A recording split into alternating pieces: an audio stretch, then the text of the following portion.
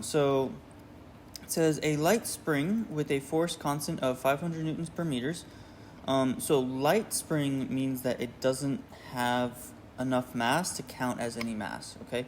That would be important with momentum because it's basically saying you don't have to worry about the momentum of the spring. It's super light, so it doesn't have any momentum, okay? Just a comment on there why they might say light spring.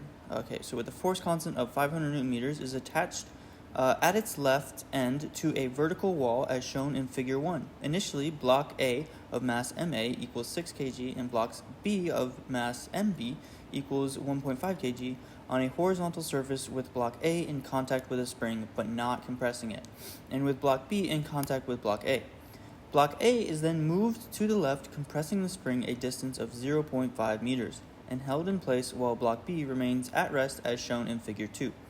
Remember, use G equals 10. Determine the elastic energy stored in the compressed spring. Okay, so this is, whoops, let me go ahead and change that. This is just an energy question, okay? And so I just need to calculate the energy. So PES is equal to 1/2 kx squared. Okay, so I have 1/2 k is 500. X is 0.5 squared, okay? And then I just need to go ahead and calculate what that number is. So 0.5 times 500 times 0.5 squared equals, and we get 62.5 joules. Remember, we do need to write those joules, and so that would be our answer there, okay? So that was not too bad, not a whole lot there, just making sure we know how to calculate the energy in a spring, okay? So let's go ahead and look at part B. So it says, block A is then released and accelerates to the right towards block B. The surface is rough and the coefficient of friction between each block and the surface is mu equals 0.3. The two blocks collide instantaneously, stick together, and move to the right. Remember, the spring is not attached to block A. Determine each of the following. Determine the speed of block A just before it collides with block B. So, remember, I'm looking for a velocity, and in this case, it is before the collision. So no collision has occurred yet. So what method do you think we would use for this question? Hopefully you remember that if in doubt, we should use energy, okay? So this time, though, I am going to have to take into account friction, right? Because I do have that friction. So we'll have to make sure we add that. So we start off with EI equals EF. So our energy at the beginning is equal to our energy at the final. We want to write that so a grader on the AP test or me will be able to see that you're using conservation of energy. Okay, so at the beginning, we're just going to have PES. Okay, that's all we have. Now, at the end, we have KE. Now, here's the problem. We know that the KE is going to be a little bit smaller than just the PES because we have to have something with friction. So how do we include friction in this formula? We need to add the work done by friction. Okay, so this work done by friction here is going to make this kinetic energy a little bit smaller. Now, alternatively, you could also set this up as PES minus the work done by friction is equal to KE.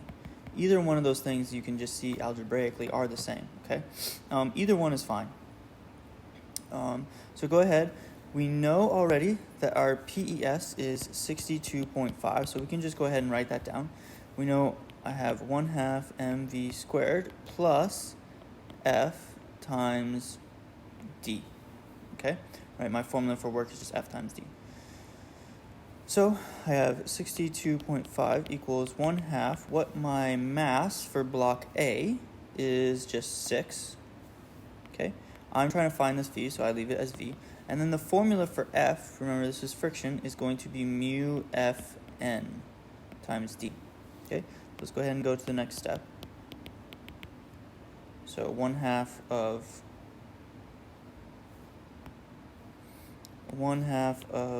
6 would just be 3, so 3v squared, plus mu, and then in this case, we know that I have something that looks like this. This is my spring force, this is friction, I have mg, I have Fn. And so in the y direction, I know I'm not moving up or down, So acceleration, AY equals 0, which means Fy equals 0, which means Fn equals mg. Now on the test, I wouldn't expect you to necessarily write all this, but I am just showing you where that's coming from, right? So I have mu mg times d. Okay, so I have 62.5 equals 3v squared plus mu, which is 0.3, times mass, which is 6, times 10, times distance. So the question is, how far of a distance is that? Well, remember we compressed the spring 0.5, so it's going to just be 0.5. Okay, so I have 62.5 minus 1/2 of 10 is 5, so it'll be 0.3 times 6 times 5 equals 3v squared. So let's go ahead and find out what number that is.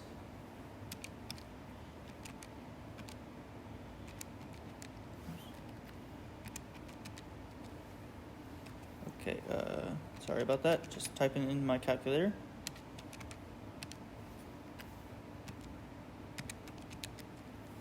Okay, so I get 53.5 equals 3v squared, so I divide that by 3, and then take the square root of that. So I have v squared equals 17.8, and then I'll take the square root of that.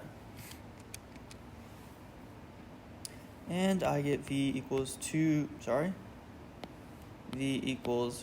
4.22 meters per second. Okay? And so that will be the speed right before the collision. Okay, so let's go ahead and move on to C. Go ahead and highlight that final answer there. So let's go ahead and move on to C. And so it says the speed of blocks A and B just after they collide. Okay, so now this is just a straight, what kind of question? Yeah, this one is just a straight momentum. So let's go ahead and reference the conservation of momentum. So the sum of the initial momentums is equal to the sum of the final momentums.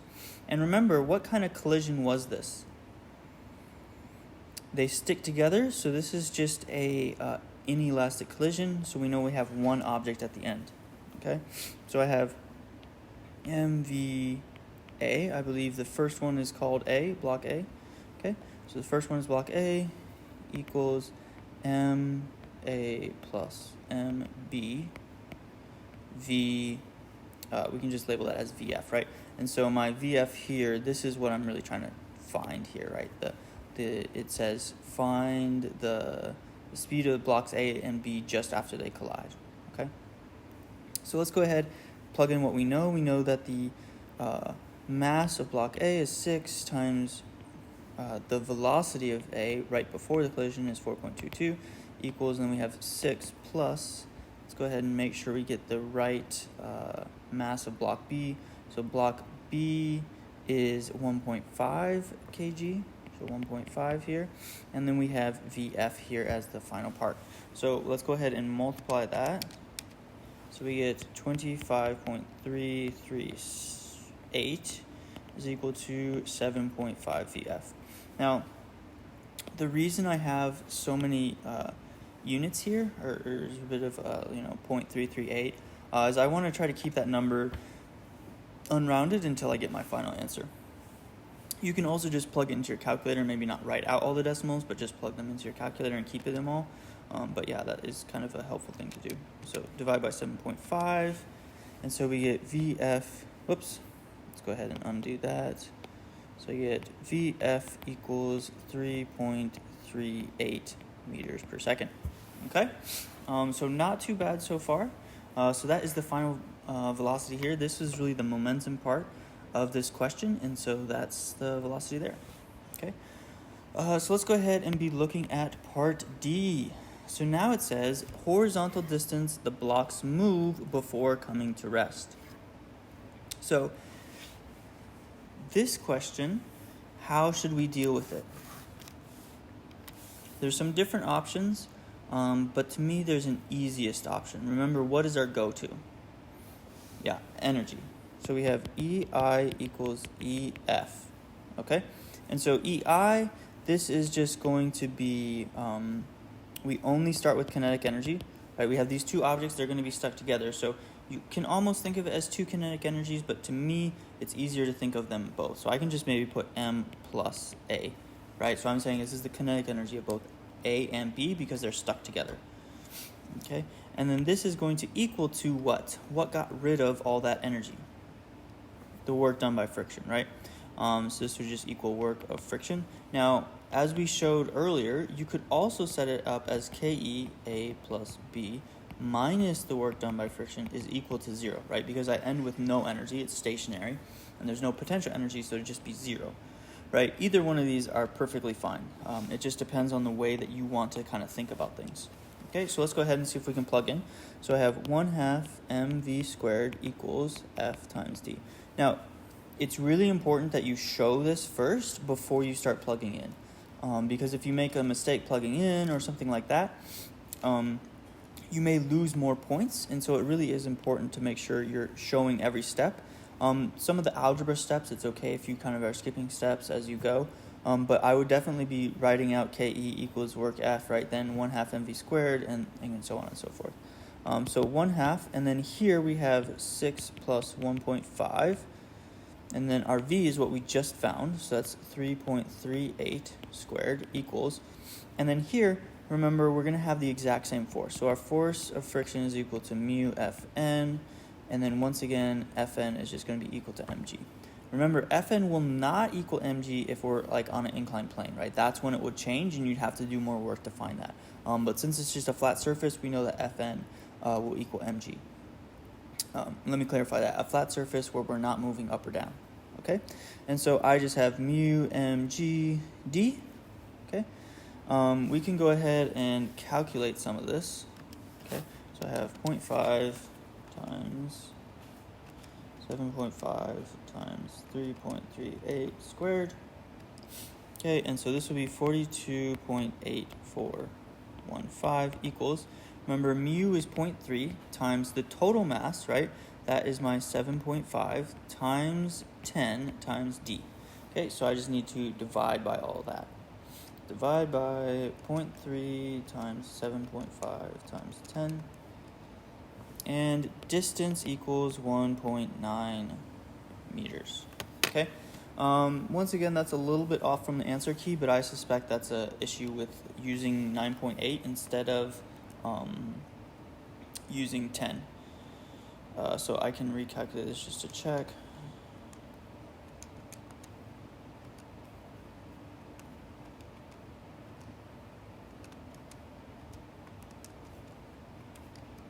Yeah, so the difference there is just wholly dependent on using 9.81 or 10 for G. So if you did this on the AP test, they would take both answers. Here it's a little bit tricky because they do explicitly say use 10, G equals 10. But this is the, that is the correct final number there. D equals 9.8. The answer key does say D equals 1.9 meters. The answer key says 1.94, but that's just a difference of looking at using G as 10 or 9.8. Okay, so not too bad of a question. It's definitely a question where you have to put together different ideas, and so you have to be kind of a problem solver and be able to see different things, and be able to put together those different ideas. But I think you guys are all capable of doing that, and so I definitely think you should be able to get at least a good chunk of this part. This is a good question where you have parts building on top of each other. And so one of the things that's really important is to make sure that even if you get stuck on part A or part B, right, you can try to come back to it and solve it. But one thing you can do is just say, okay, this is my answer.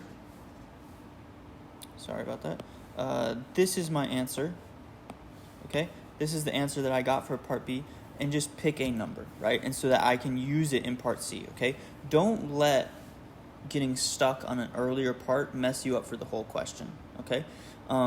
You may lose all the parts for part B, but then if you're able to come back and get part C and part D, right, then it will be really beneficial to you. Even if the answer is wrong, you're oftentimes getting most of the points, because most of the points are for setting it up, plugging it in correctly, right? So that's definitely something to keep in mind. If you're really stuck on a question, take an answer and then move on to the next parts of the question. Now, if you can come back and figure it out, great. But if not, that's okay. Get the points that are there. Even if the part A or part B is a really hard question for you, get part C and part D mostly right, where you just take a number from the previous part and plug that in. Okay? Well, hopefully you were able to get some of this done, and keep up the good work.